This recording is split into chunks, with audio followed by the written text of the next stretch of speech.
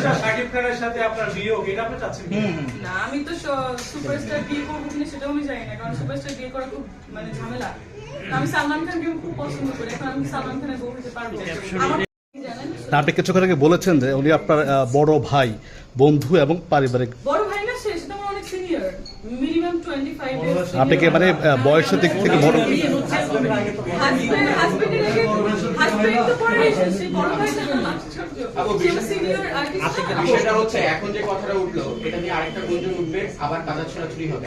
আসলে আপনি চাচ্ছেনটাকে একটু স্পেসিফিক ভাবে বলেন। আমি চাচ্ছি কি ভাই, আমি বলবো, বললাম তো, আমি চাচ্ছি কি, আমি কিছু আমি চাচ্ছি যে আমাকে নিয়ে, শাকিবকে নিয়ে যে বাজে কথাগুলো বলা হচ্ছে, কাইন্ডলি সে বাজে ক্যাপশনটা আপনারা দিবেন না। সেটা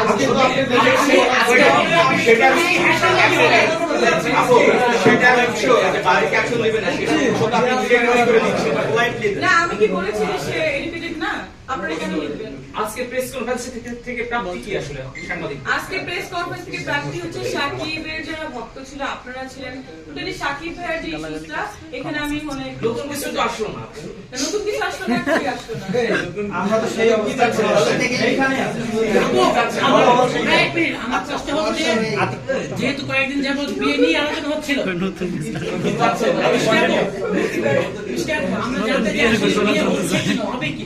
আমার তো বিয়ে হবে, আমার বিয়ে হবে না, আমি বিয়ে করবো না? মানুষ এক একজন নায়ক নাকি 4টা-5টা ছোট করে বিয়ে করে ফেলতেছে, আমার কি বিয়ে হবে না? তার মানে আপু আমরা ধরে নিতে পারি শাকিব ভাই আমার তো বিয়ে হবে, আমি রিসেন্টলি বিয়ে করবো। কিন্তু আমি চুরি করে, লুকোচুরি করে কোনো বিয়ে করবো না। আমি যদি বিয়ে করে বলেছি ইন্টারনেটে বিয়ে করবো, ভেনিসে যে, এবং সবাই জানতে পারবে আমার বিয়ে হচ্ছে। আমি লুকায় ঝাপায় আপনি ভেনিসের কথা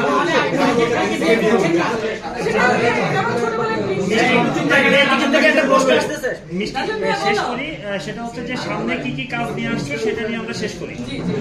আচ্ছা, আবার বলি যে ব্যাপারগুলো ক্লিয়ার হয়ে গেছে। আর হচ্ছে তার রাজন ভাই প্রশ্নের আগে আরেকটা জিনিস বলি, এই যে গুঞ্জনগুলো উঠতেছে সাকিব ইস্যু, কাপড় ইস্যু, সেখানে একজন শিল্পী শাহরিন নাজিম জয় কি আরেকটা শিল্পীকে এভাবে প্রতিঘাত করবে না?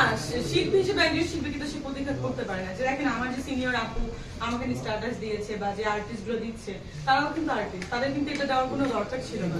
আমাকে ফোন করতে পারতো, ফোন করে বলতে যে যাই হোক আমাদের ব্যাপার, আমরা এখানে সলভ করবো, কিন্তু সেটা কিন্তু কেউ করছে না। সবাই যাচ্ছে ভাইরাল হওয়ার জন্য কাজ আছে। তো আমি, সবার তো রেসপেক্ট আছে, তো জয় ভাইয়ার জায়গা থেকে কাউকে রেসপেক্ট করতে পারে না, এটা কিন্তু খুব দুঃখজনক। তার রেসপেক্ট করা উচিত।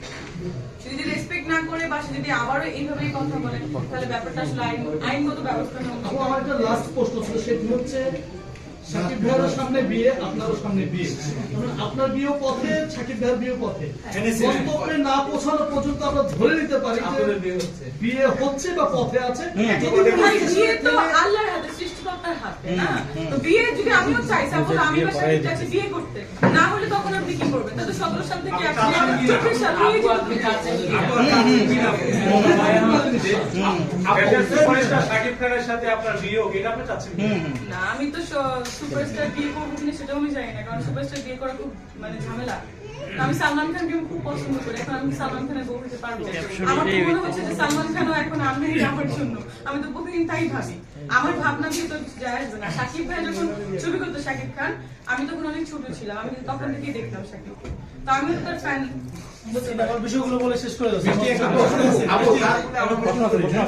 সেটা বিদেশি নায়িকাদের যে কাজ করতেছে